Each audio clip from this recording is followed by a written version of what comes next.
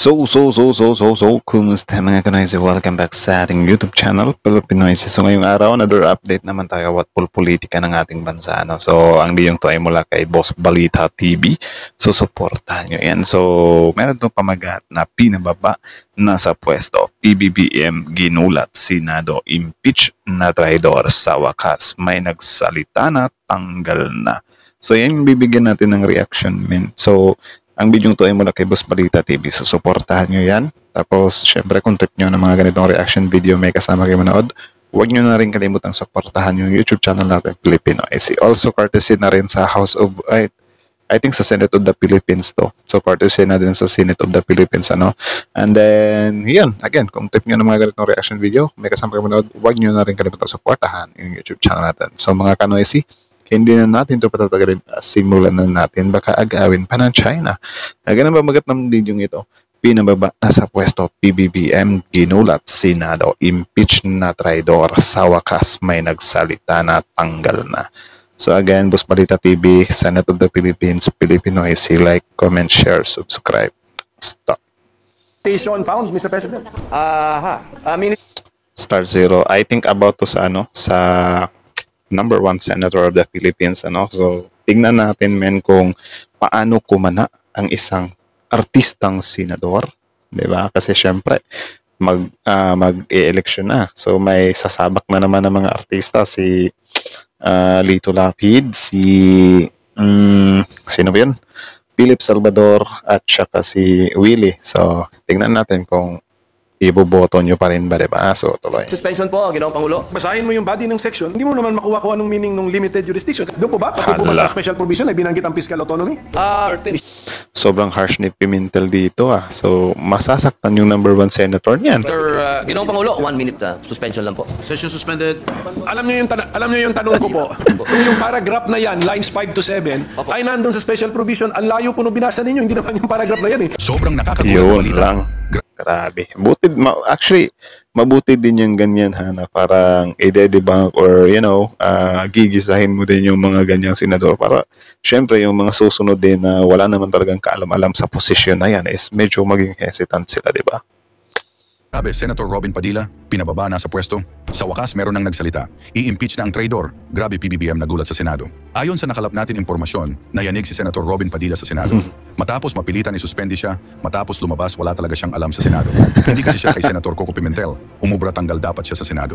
Sa wakas, meron nang nagsalita. Grabe, PBBM nagulat sa Senado. Tara, panoorin natin. Opo, pwede po natin Grabe, PBBM nagulat sa Senado daw. So, ano kaya yan? kung isa-isahin kung ano po yung mga bagong provision. Mga bagong ideya muna. May mga bago ba tayong ideya o bagong approach dito sa ating panukala? Kasi kung, unless sasabihin nyo po sa amin na yung circular, pinagsama-sama lang natin lahat at ginawa nating code. Ganun ba ang ginawa natin dito sa panukalang ito o hindi? Katulad po ng sinabi ko po kanina, Ginoong Pangulo, meron po kasing sa takbo po ng panahon, meron din po silang mga ginagawang pag-aaral sa abroad. Ano po? At yung mga best practices po ngayon sa abroad, gusto din po natin maisagawa. Pwede akong sumingit tungkol dyan. Ang ating bang COA chairman ay chairman ng isang international organization sa ngayon? Para pagkaalam ko, chairman ata Grabe, ginisa talaga ng todo, par. siya ng isang international organization. So, Siya po ay member po. member. Okay, member automatic po na siya. may member tayo. Sige po, so continue sir. Kung ano yung kung may bago bang ideya dito sa ating panukala na hindi pa captured ng Book 5 of the Code and the 1978 General Auditing Code tatawag na, or Government Auditing Code, yes. Opo. Kasi po may mga kaso po din, marami din pong mga bagong na-desisyon ng Supreme Court na mga kaso po na nakakapag-define po ng mga kailangan sundin ng COA o sundin ng mga tao po. Opo. Kaya kailangan po yung mga batas na bago, ito pong ating ginagawa na mapalakas po para maisama na rin po yung mga Supreme Court rulings po na may kinalaman po sa COA at yung mga practices na rin po ngayon ng COA na ginagawa na rin po nila na maging batas po. Opo. Siguro po, Okay naman pala yung intro ni Robin, ah. Medyo nakakasabay naman siya, diba? So, ewan ko kung bakit nyo siya binabash, no? So, I think baka nandito sa may kalagitnaan. So, tingnan natin. Mr. President, maganda yun. Kung mabigyan lang tayo ng ideya o sample ng ating sponsor, Opo. ano ang mga bagong ideya na nakuha natin sa jurisprudence, na ilinagay na ngayon natin sa panukala, ano ang mga bagong idea na nakuha natin sa ating participation sa international organizations and fora na ilinagay na rin natin ngayon sa ating panukala. So para masundan po natin yung mga bagong ideya sa ating panukala. Hala. Meron po ito kaninang umaga amin itong pinag-aralan. Section 27 ba yun? Sandali lang po. A minute suspension, Mr. President. Grabe, intro pa lang yun na napatanong agad eh. Suspended for a minute. Help. Use help. Please proceed. I think the sponsor was in the process of answering the question already, Mr. President. So. Opo. Ginoong Pangulo, meron pong mga pangyayari katulad po ngayon, habang inaantay po natin yung para sa Supreme Court, tatalon lang po ako. Katulad po sa Section 60, sinasabi po dito, Ginoong Pangulo, na katulad po kahapon, napag-usapan po natin yung e-governance. So dito po sa Section 60 ng ating panukala, nasasabi po dito, ay dinagdag po natin ang electronic transaction, katulad ng electronic documents, electronic collection, and electronic project. Ito po na rin ay pinapractice na rin po ito ng COA po sa ngayon. Yan po yung isa po na masasabi po nating malaking pagbabago. Opo, at dito naman po, May malaking pagbabago naman pala yung gusto niya eh. kanina, nagkaroon po ng kaso na dinesisyonan po ng Korte Suprema. Oh, Yes. Nawag na naman. Ano Ito yan? po yun, Section 27. Okay. So, ano siya, mayroon para siyang tawag dyan. Demo. Okay. Matagal na po ito pinapractice ng COA. Ito po ay patungkol sa pagbabawal sa mga private entities for rendering audit or related services to government agencies. Kailangan muna po ng COA's approval kung kukuha Tapos? ng pribadong entidad para gumawa ng mga audit sa mga government agencies. Nagkaroon po ng kaso ito, Ginoong Pangulo, at ang naging decision po ay pagkalagpas ng 60 days. Iba pala to. Sorry po. Ang sabi ko Wala. dito, Nagkamali-mali na. Ulit. Tapat, wala. decision po ay pagkalagpas ng 60 Lagpas. days. Oh. Iba pala to. Sorry po. Ang sabi ko dito, hindi po pwede. Pwede Hindi na pwede. pwedeng kumuha ng pribadong auditing firm yung Firm. private na mga government agency po. Pwede po silang kumuha. Opo. Okay. Hindi po pwede na ang sinasabi po. Kasi ito, ang ano po nito, galing po ito sa deliberasyon ng 1987 Constitution. Kasi meron po itong isang commissioner, sabi niya doon, hindi, kailangan exclusive ang COA. Ang sabi Okay. naman po ng ibang commissioner, hindi pwede. Natalo po siya sa bilangan. At yun po ang ginamit ng Supreme Court na argumento na hindi po pwede Okay. na exclusive. Kailangan pwede silang kumuha ng iba. Opo. Yun po yung mga desisyon na masasabi po natin na nangyari. Meron pa pong isa. Meron pang isa. Grabe, palaban talaga si Ay, mabuti nga yung mga ganito na parang halimbawa yung ginagawa ni Coco Pimentel. Tinatanong niya, 'di ba, yung mga senador din para syempre malaman din natin ba kung ano din yung mga kakayahan ng mga senador na yan, 'di ba? Para if ever magre-re-elect na naman yung mga yan, at least alam na natin, 'di ba? So mabuti yung ganyan para syempre yung iba din na parang tingin nila sa Senado is okay lang yan as long as artista ka, as long as sikat ka, kaya yan, 'di ba? Tapos kapag napunta diyan, mabuti nga sila kasi meron siyang some kind lalapitan para kumuha ng help or magpapatulong siya, 'di ba? Opo. I think meron ding ganito si si Pacquiao dati, 'di ba? Dito po sa Section 28, ito ay nasa PD 1445 at base rin po ito sa desisyon ng Korte Suprema. Ito po ay patungkol sa probisyon ng pag-hire ng law firms o private lawyers. Ito po ay alinsunod sa desisyon ng Korte Suprema.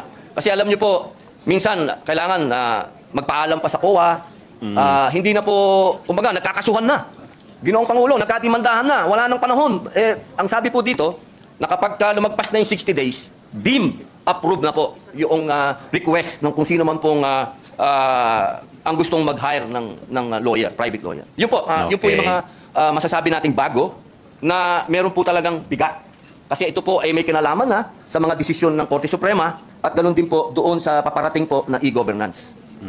So, E-governance. hindi pa po ito natitesting, itong Section 28, kunyari na lumampas ng 60 days, gumastos na ngayon yung... Meron na pong desisyon.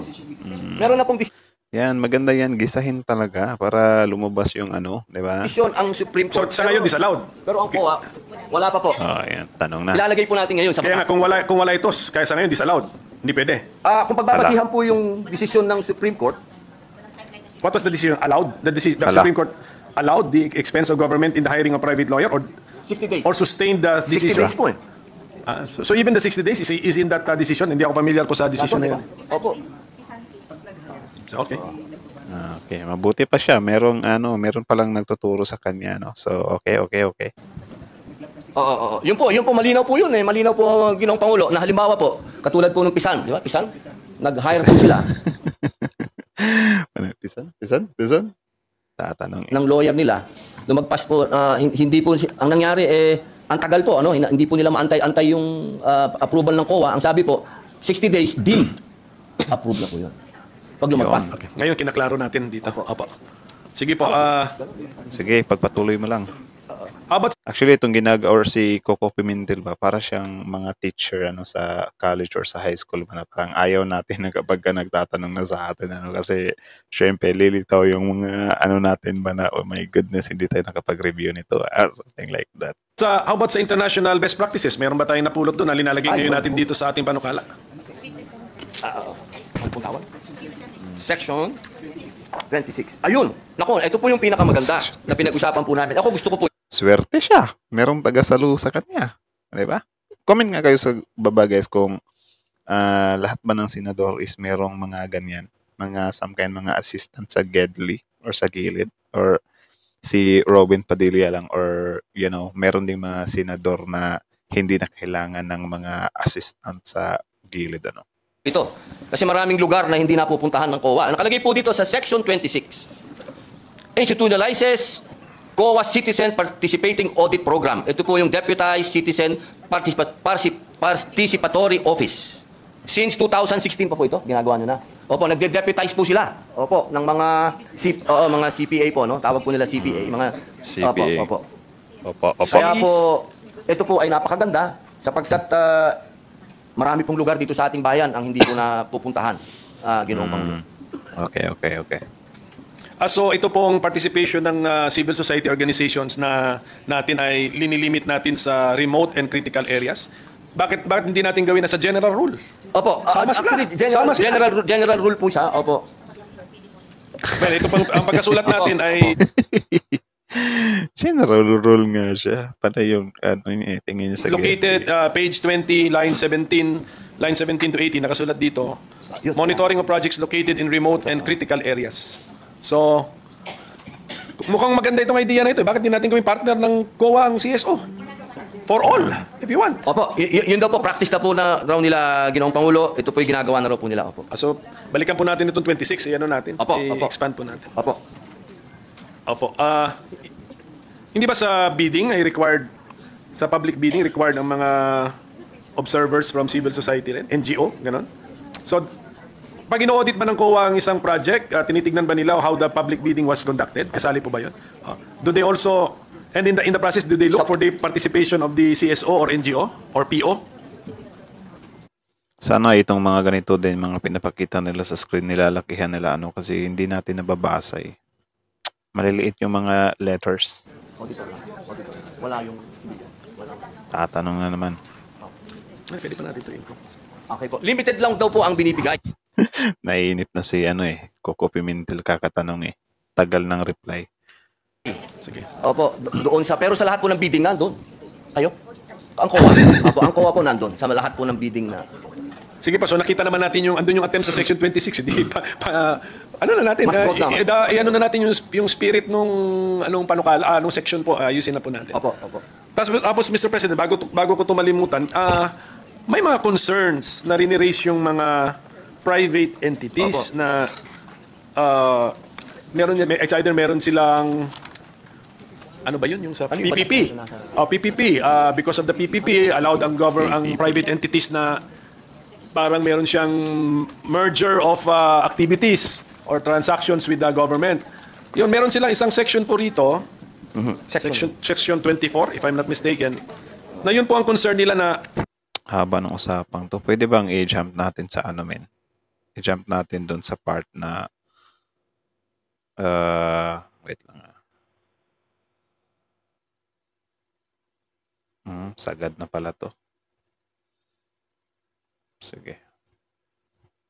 Tuloy na lang. Accounting and auditing PP projects. Kaya dito po, sa ating Section 24, maliwanag naman po dito, ito ay patungkol sa limited jurisdiction ng COA sa mga private entities, kasama na rito ang public utilities.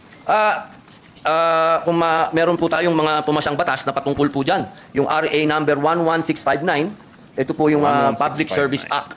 Opo, na sinasabi din po, na sinabi po ng korte na hindi naman to unconstitutional. So, sila po ay tatamaan po ng limited jurisdiction ng COA sa pag-audit po.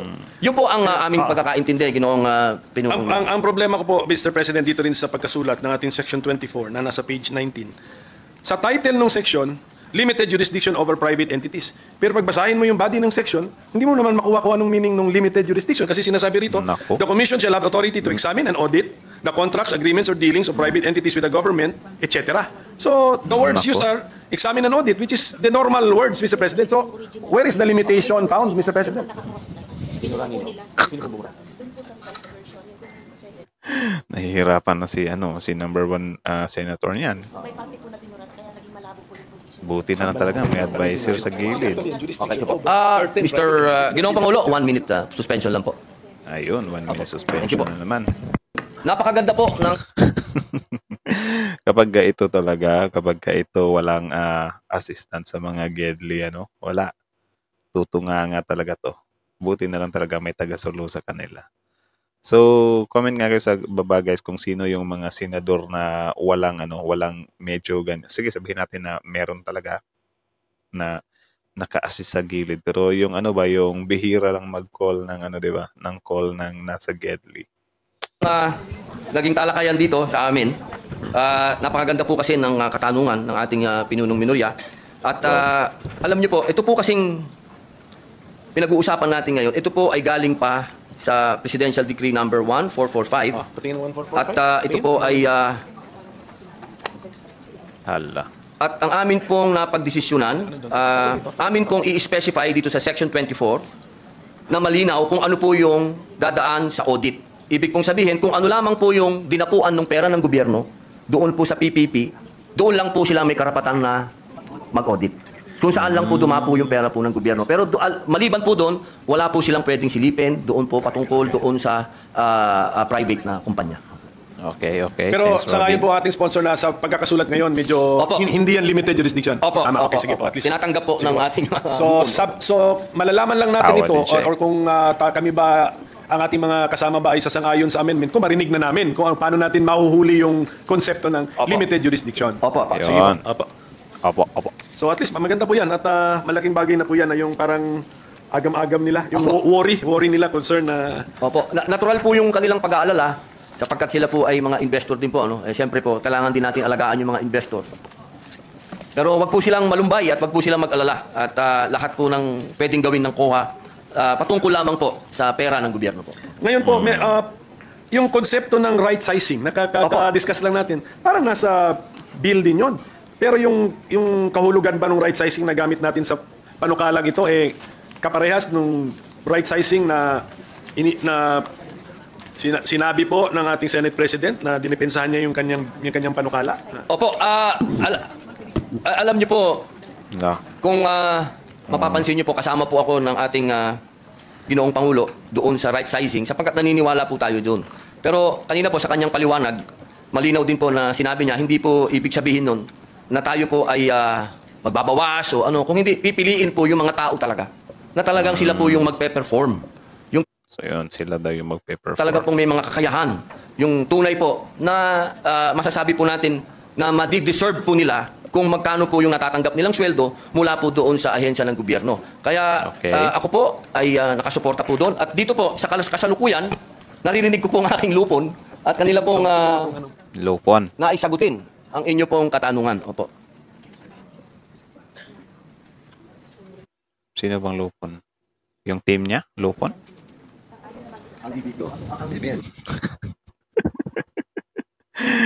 Ay, naku. Number 1 senador talaga natin. Oh. Sige, review. Sige, review ka pa.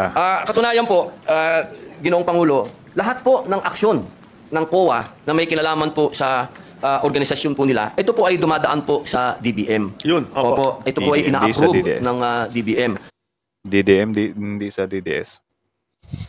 Ang kanila pong tinatawag na revised plantilla. Opo. Wala po silang pagmamalabis po na ginawa patungkol po sa right side. Hindi natin binabago yon. Yung yung authority ng DBM na daanan ang kanilang ideya o proposal at magbigay ng approval ay nandito po sa ating panukala. I-retain natin yon. Opo, opo.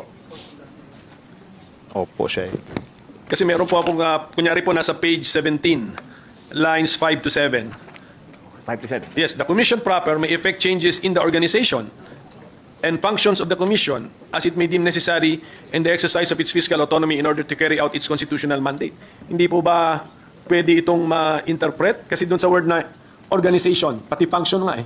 Hindi ba pwedeng ma-interpret ito na pwede na nilang hindi hintayin ang desisyon ng DBM? At saka Yun. yung functions na ito, pwede ba nilang baguhin ang itong code na ginagawa natin? Grabe, sunod-sunod na tanong na yun ah. Ang daming tanong nun ah. Mahihirapan si Idol nun. Mr. President? Okay, okay. Ginoong Pangulo, ito pong provision ng 5 to 7. Line 5 to 7. Page 17. Apo. Opo. The commission proper may No coaching, please. effect changes in the organization and function of the commission as it may deem necessary in the exercise of its fiscal autonomy in order to carry out its constitutional mandate. Opo, yun po ang kasagutan po nila. Nasa special provision daw po ito ng GAA. Hindi, paano nga to na paano interpretation po nito? The commission, the COA can create additional positions Niratrat ng tanong. Hirap yan, par. and not need the DBM's approval because meron silang exercise of fiscal autonomy? Opo, basta hindi That is lang po the- sila lumalagpas sa budget. Basta nandun lang po sila sa budget. Eh, paano sila nabigyan ng budget? In the first place, hindi ba kung compute ang budget? PS, MOE, capital outlay. Also. Pero lahat po yun, Ginoong Pangulo, dumadaan pa rin po sa DBM yun lahat. Opo, upon approval po ng DBM. So itong ang gusto natin sabihin, ito pong paragraph na ito ay nasa GAA at lumalabas yan year after year after year.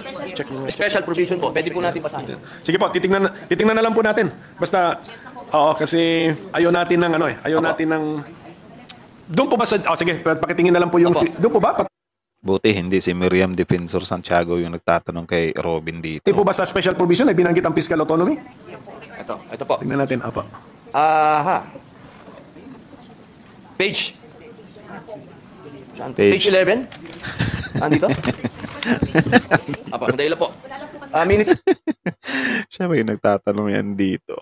So, dapat talaga yung mga ganito para kapag senador ka talaga, fokusan mo talaga yung like, mahirap pala, no? Mahirap yung trabaho ng senador, men. Kaya yung iba dyan, kung di nyo kaya, wag nyo papasukin, Yan lang naman. Kasi, yung pagiging senador is hindi lang naman siya about sa, pusong Pilipino ka na kesyo ganyan. Yung puso mo is para sa mga mahihirap. Kasi hindi lang naman dyan umiikot yung mundo na isa senador. Maraming pwedeng itakol yung senador. Suspension po, Ginoong Pangulo. Session suspended. Session suspended. Notwithstanding any provision of law to the contrary and within the limits of appropriations in this act, the chairperson of the Commission on Audit, COA, is hereby authorized to formulate and implement the COA's organizational structure. B. Fix and determine the salaries, allowances, and other benefits of the COA personnel in accordance with the rates and levels authorized under RA number 6758 as amended As and RA amended. number 6686 as amended. And C.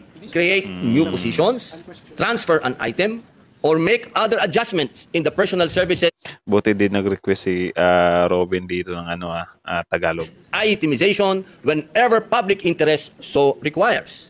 Implementation of the foregoing shall be subject to compliance with organization, staffing, and position classification and compensation standards of the DBM.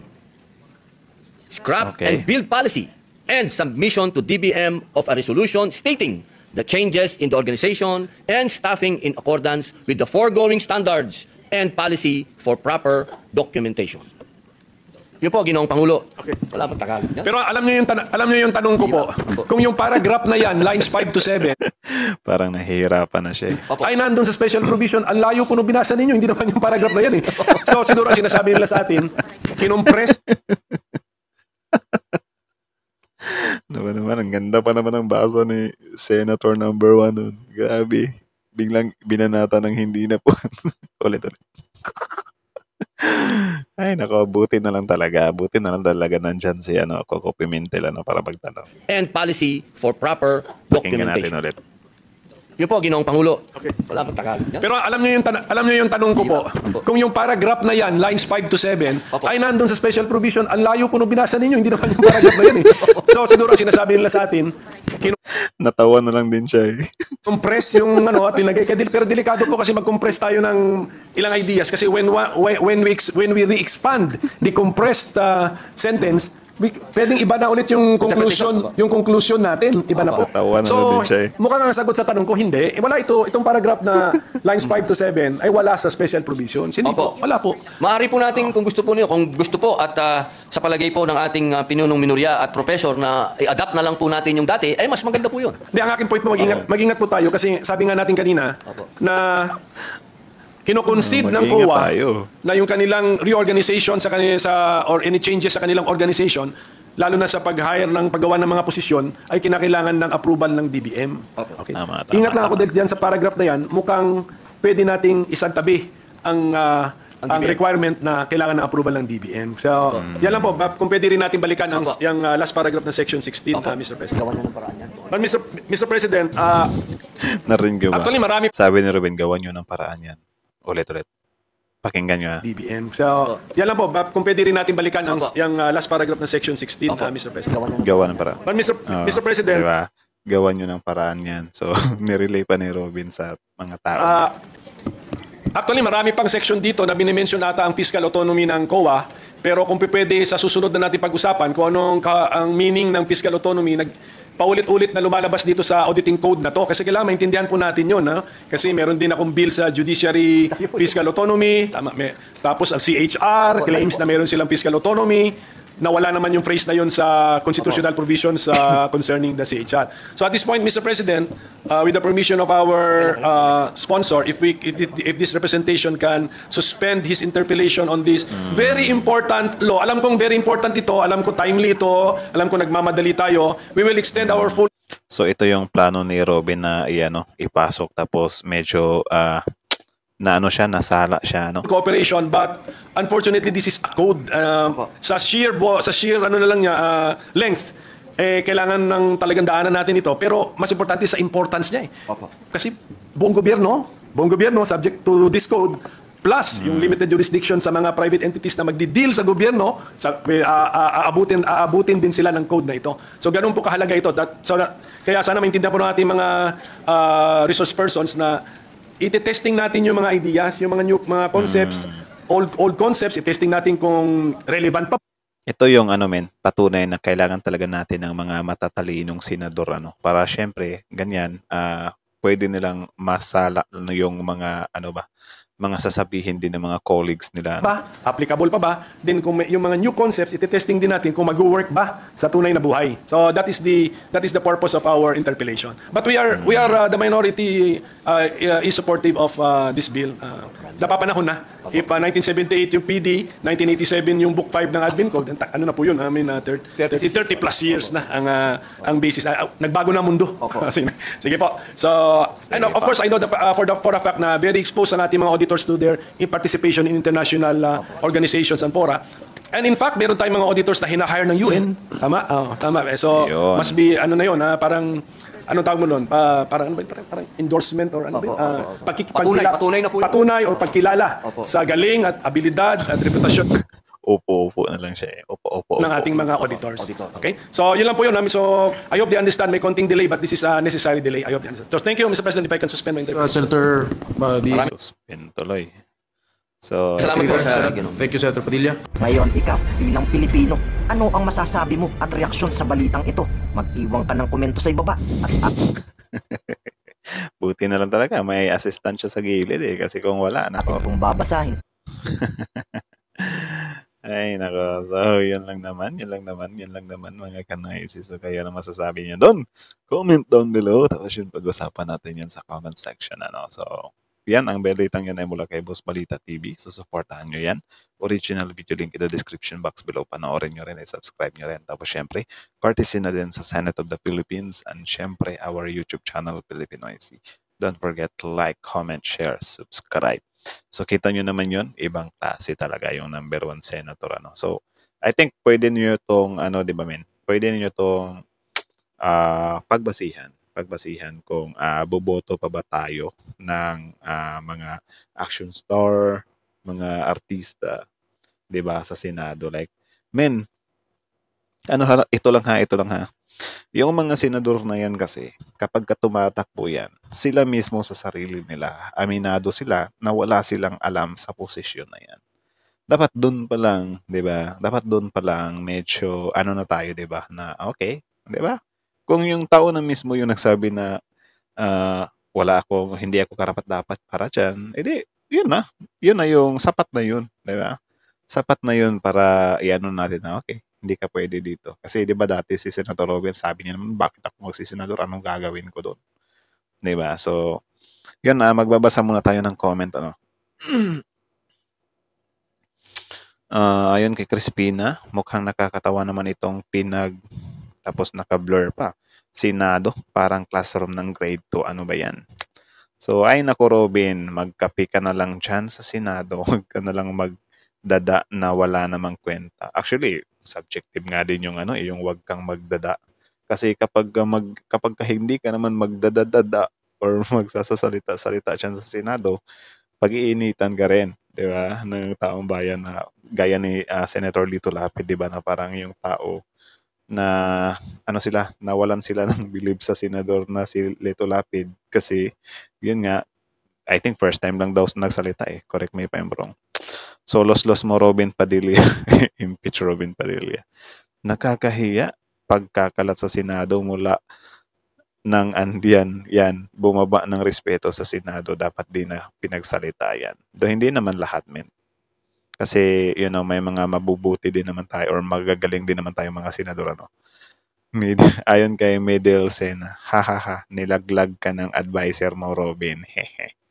Nakakahiya ka, Robin. Padilla, bumaba ka na lang. Hindi ka bagay sa Senado. Mag-artista ka na lang. Wag na kasi maghalal ng senador na walang alam sa batas. Boom. Itong ibang senador ng Pilipinas ngayon, pang barangay lang dapat, hirap umunlad ang Pilipinas dahil sa pagboto sa kanila.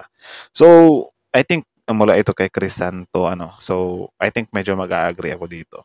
Kasi syempre, siguro kung barangay or konsehal, something like that, mga barangay-barangay lang, I think kaya yung i-handle ng mga artista na tatakbo ng politika, Kasi syempre, konti lang naman yung doon responsibilidad. Unlike kasi sa senador, men, kasi yun worldwide, nationwide kasi yun Nationwide ba? 'Di ba? Buong Pilipinas yung aanuhin mo doon. Tapos yun nga, hindi naman sa pang-aano kay Robin Padilla, pero mas maganda kasi kung senador ka, like, hindi ka depend sa mga nasa gilid mo, 'di ba? Mas mabuti yung kahit papaano tuloy-tuloy or 'di ba? Hindi yung simula pa lang patalsikin sa Senado yan para tayong nakikinig ng estudyante na nagre-report sa loob ng school. To be honest, ito rin yung napansin ko kanina. 'Di ba? Na parang lang ba? Parang halimbawa, 3 kayo sa grupo. Yung isa sa grupo, siya yung nagre-research, 'di ba? Tapos yung isa sa grupo naman, siya yung nagluluto ng pancit canton. Tapos yung isa nagre-report. So parang ganyan yung nangyari ba. Ewan ko kung yun din yung opinion nyo doon So agree ako dito kay kay Joyra. Parang nakikinig ng estudyante na nagre-report sa loob ng school. May reply. Tignan natin yung reply. True sir. May nag-coach pa. Haha. Nakakatawa ka bata. Sinabi mo pa. Mario Joseph ano ba yung pinagsasabi mo? Para siyang nasa school lang, 'di ba? So, kayo na lang bahalang humusga, men. Huwag ka na magsalita ng salita. Gaya kanina, ganda nung pinagsasabi niya, 'di ba? Tapos biglang Sir Coco Pimentel. Uy, hindi na yun hindi na yun sa mga tinatanong ko. Ay, salamat, masaya ako kung matatanggal na siya dahil siya lang yung pasahod sa kanya. Sayang lang yung pasahod sa kanya. Ang dapat kasi sa senador ay yung marunong. So, I think, lang din naman siguro, din naman siguro yan yung ibig sabihin ng ano, 'di ba, na hindi porket tawag diyan, grabe yung pagmamahal mo sa Pilipinas, qualified ka na na magsenador. Kaya nga ano, mas maganda sana kung taas-taasan natin ng konti yung requirement as a president or as a senator, 'di ba? Para ma-handle lahat ng ano ba, makakaya nila yung mga issues or yung mga iba pa na kailangang gawin as a senator. Kasi halimbawa ganyan, kung diehard lang sila sa isang tao gaya ngayon, baka iluklok niyo na naman si Philip Salvador. Ano, magtatabi si si Philip Salvador at saka si Robin Padilla diyan, 'di ba? Tatawanan lang sila doon. Or anong gagawin nila doon, 'di ba? Or baka parehas lang din yung gagawin nila. So sana taas-taasan natin yung 'di ba? Requirements ng Senado. Ay naku, Robin Hood, mag-resign ka na lang sa Senado. Masyado ka nang nahihirapan diyan. Huwag ka nang magdadaldal kung hindi mo alam ang sinasabi mo, nakakahiya ka sa buong mundo. I think imposible naman yung nakakahiya siya sa buong mundo kasi hindi naman siguro naiintindihan yung mga pinagsasabi niya sa buong mundo, di ba? Mundo lalo sa Pilipinas dahil nagkaroon ng senador na tulad mo na lumalabas na lahat ng bumoto sa iyo ay naging kahiya-hiya na din. Ako din, aminado ako binoto ko talaga si Robin Padilla tapos nung nakita ko yung mga pinagagawa niya sa Senado, nadismaya talaga ako. And then, kasi sa pagkakaalam ko, kasi nung time kasi na tumatakbo si Robin is parang ang tapang niya like parang ano ba yon? I think related yun sa West Philippine Sea na parang kinakampanya niya yung West Philippine Sea na ano ba yun? Pupunta ba siya doon? Something like that. Paki-correct na lang ako ha. Pero parang yun yung ano ni Robin Padilla kasi dati. So, yun yung rason din. Tapos DDS din siya, di ba? So, yun yung rason kung bakit ko siya binoto. Tapos yun, nang makita natin nga na nagtatrabaho na siya sa Senado is, oh my goodness. Loyal sa loyal kay Kibuloy nga, di ba? Biruin mo ba naman, i-justify mo yung pagkatao ni Kibuloy dahil lang sa pinahiram ka ng helicopter nung election, something like that. So, bilang senador, anong paki ng helicopter ni Kibuloy sa sa aanuhin kay Kibuloy ng Senado, 'di ba? So, hindi mo pwedeng gamitin yun as, uy, dapat anuhin natin si Kibuloy, mabait yan. Pinahiram ako ng helicopter niyan. Walang baya, 'di ba? Ibalik mo St. Pimentel sa Barangay Tanod. Si Padilla, mag-resign ka, Robin Padilla, wala kang nada. Hindi po nakakaawa itong si Hudlong Padilla, kundi nakakahiya. Walang kaalam-alam sa mga sinasabi niya. Dapat talaga tanggalin ito sa Senado. Wala hinalal natin eh. So yun lang naman muna, grabe. Naubos yung natin sa So yun lang naman. So I think itong video na to, sapat na to para ipaano natin sa mga kababayan natin na yung consequences natin kapag boboto tayo ng mga action star lang, sikat lang, 'di ba? Pasayaw-sayaw lang, 'di ba? So ito yung sige, sabihin natin na hindi lahat pwedeng maging kagaya ni Robin Padilla, pero malaki kasi yung risk factor eh. 'Di ba? Biruin mo, sobrang tagal mananatili yan sa pwesto.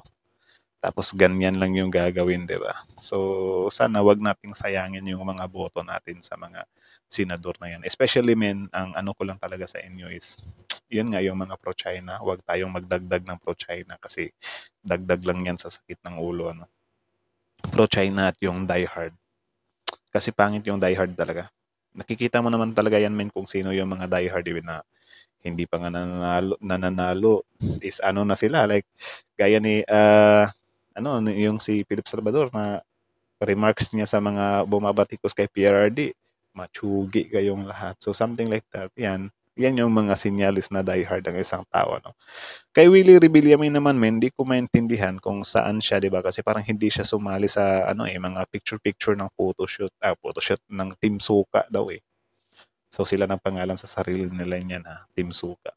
So ewan ko kung bakit hindi sumama si Willie doon dahil baka maipit siya. Actually, tinanong naman si Willie kung ano yung position niya doon sa impeachment ni BP Sara, and then yun, as expected, hindi siya nagbigay ng opinion kasi yun nga, ano daw siya, hindi pa daw siya senador. And then hindi niya pa daw alam kung ano yung mga ebidensya. And then according naman sa kanya, kung ano yung nasa ebidensya, yun yung susuportahan niya, ano. So nasa sa inyo na lang din yan kung na-convince kayo sa mga ganong litanya, no. Basta sa akin, ewan. Ayaw ko sa mga ano talaga, mga sikat lang. Mas maganda talaga yung iluklok natin ng mga senador is yung pro-Filipino. Tapos, yung record talaga is sobrang solid. So I think hanggang dito lang naman muna. So again, Boss Balita TV, and then Senator of the Philippines, tapos Filipino IC. So Filipino IC is out. Like, comment, share, subscribe. Filipino IC is out.